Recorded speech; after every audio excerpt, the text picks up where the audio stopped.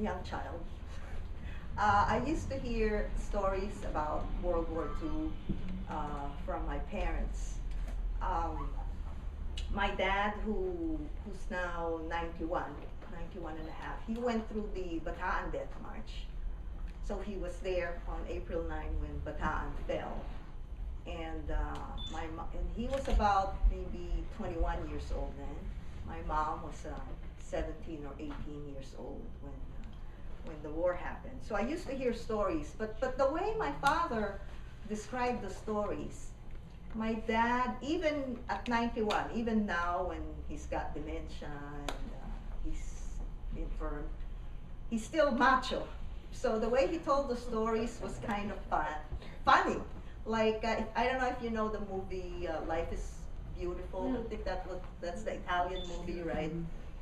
So the way he told the stories was how he outwitted the captors, even during the Bataan Death March. So for us, I mean, the death didn't sound horrific until, but in my mother's version though, it was more horrific than my dad. Well, because my dad didn't want to show any pain and everything's hunky-dory and he's macho.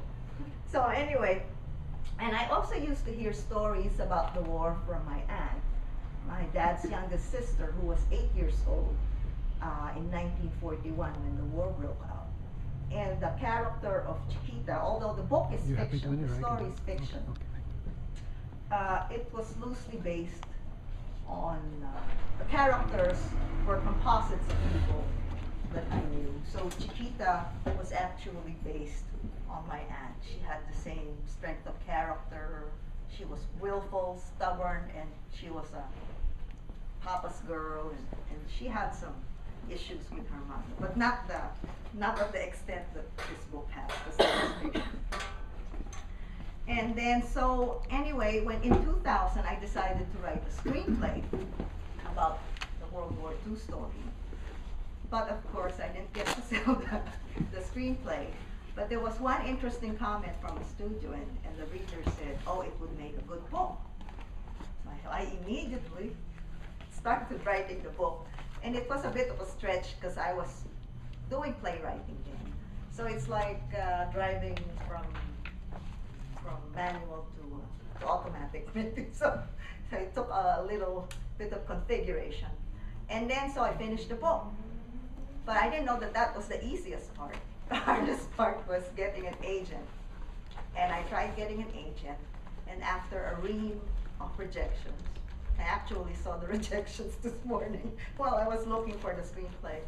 I decided to put it aside and go on with my playwriting.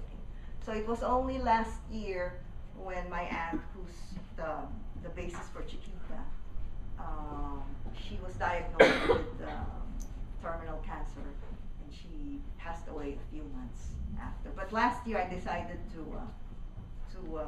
do a project to self-publish this and get it out there for my aunt and my parents. Unfortunately, my aunt died. My parents are still around, so they've seen this.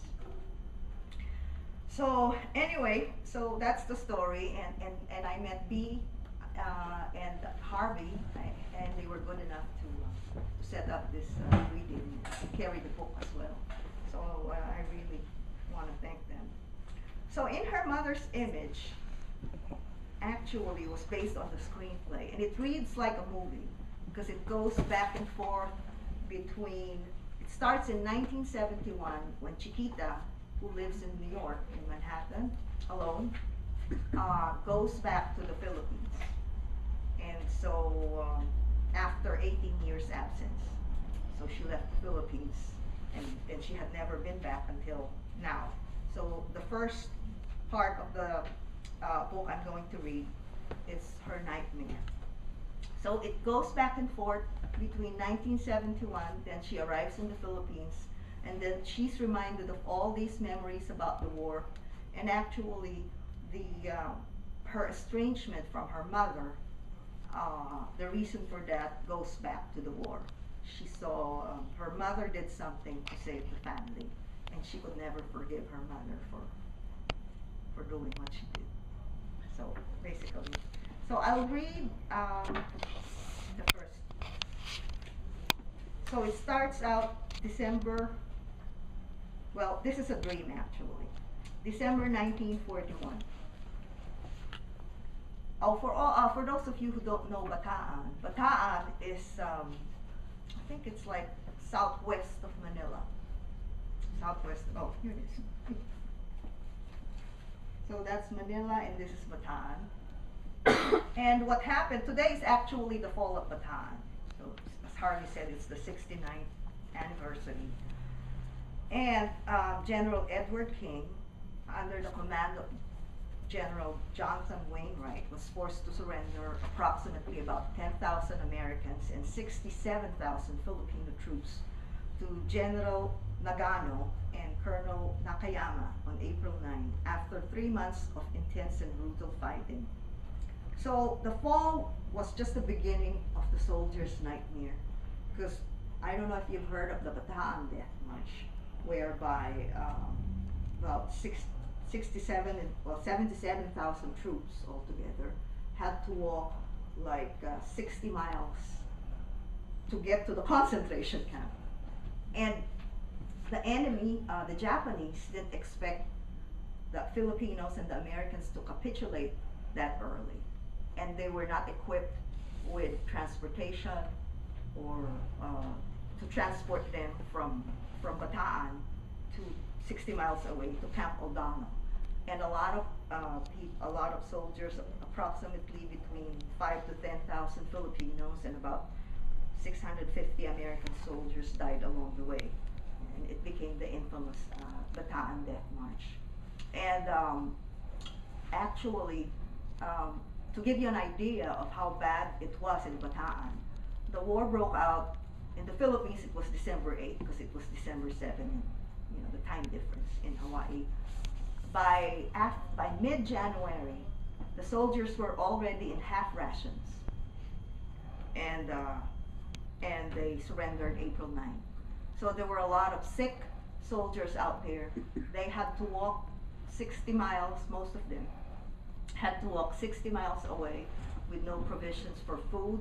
They weren't allowed to drink on the wayside, otherwise they would get hot. So some of these stories actually were, you know, stories that my father, you know, used to tell about the Bataan Death March. So anyway, let me start with the first page. December 1941. Blistering winds from the South China Sea sway the giant coconut trees lining the pristine beach, while the foam of crashing waves melts with the fine white sand. Darkness creeps into the skies, heralding an impending tropical storm on this December morning. The droning gusts turn somber as the skies open up, yielding a sea of planes emblazoned with the crimson symbol of the rising sun.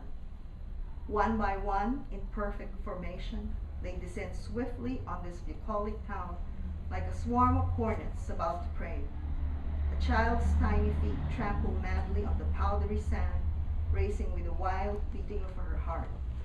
Her breathing becomes more rapid, each gasp turning shallow and frantic as the invading horde casts its dark shadow from above. Suddenly, an ear-piercing sound is heard, like an echo of a desperate woman wailing in pain. And then December 1971. Chiquita bolts up in bed, clutching her chest in pain as she gasps for air. Beads of cold perspiration trickle down her face, while her body dampens her bed sheets on this cold December morning. She's in New York.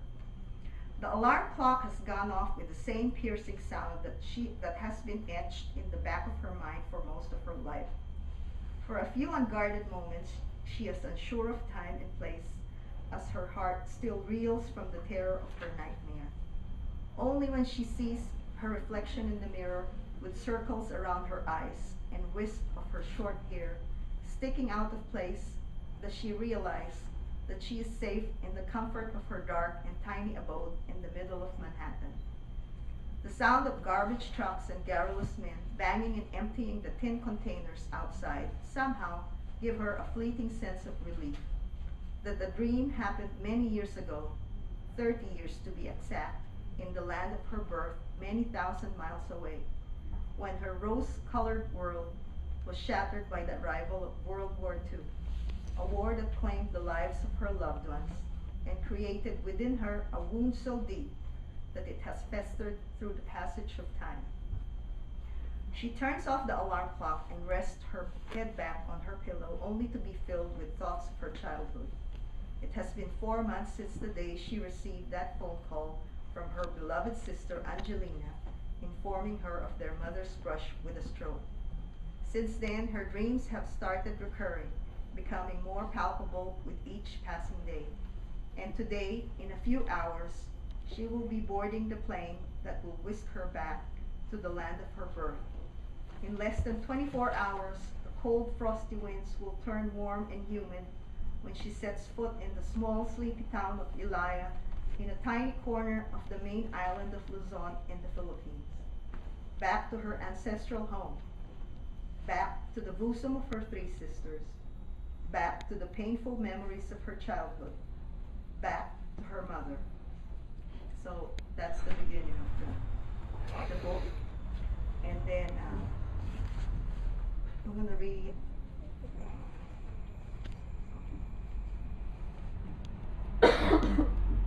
so she goes back to the Philippines, and of course things are not the same after 18 years. And she sees her mother, but I think I'm going to concentrate, as this is a commemoration of the war. I'm going to read from the passages from the war. So this was from January 1942, and so the Japanese already are, of course, in the Philippines, and so Chiquita comes from a well, I would call not used to be an affluent family because they were landed, but now they only have the land. I mean, they're not as rich as they used to be. And in the Philippines, they had this hacienda. Hacienda is it's like a huge farm, and they had tenants. And Consuela, the mother, was the daughter of the foreman from the farm, whereas Jose, who's a lawyer and a judge, was the son of the owner of the hacienda. So there's those class differences. January 1942. So the deafening sounds of sirens and whistles of approaching bombs create a symphony of chaos as twilight ends and nighttime descends. An explosion of lights is seen in the distance. Consuelo is hunched under the entrance of a dugout shelter some 200 yards from the great house.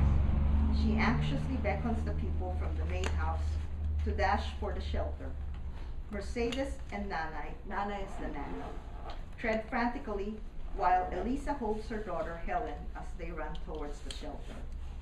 So, I forgot to explain. Consuelo comes from a family of 3 sisters and 1 brother. And so the sisters are Angelina, Victoria, and Mercedes, and Nana is their nanny.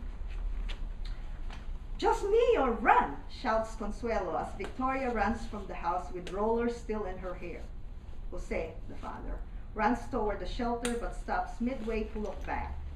Bert, who is the husband, staggers past Jose with his son, Junior, in tow. "Hurry, Papa!" beckons Consuelo. Jose frantically looks behind him as Angelina and Chiquita race from the house. But halfway through, Chiquita stops and panics. "Judy! I left Judy!" shrieks Chiquita as she lets go of Angelina's hand and races back to the house. "Chiquita, stop!" shouts Jose as Angelina calls after Chiquita. "Chiquita, come back!" hollers Consuelo, rage mixed with fear. Chiquita sprints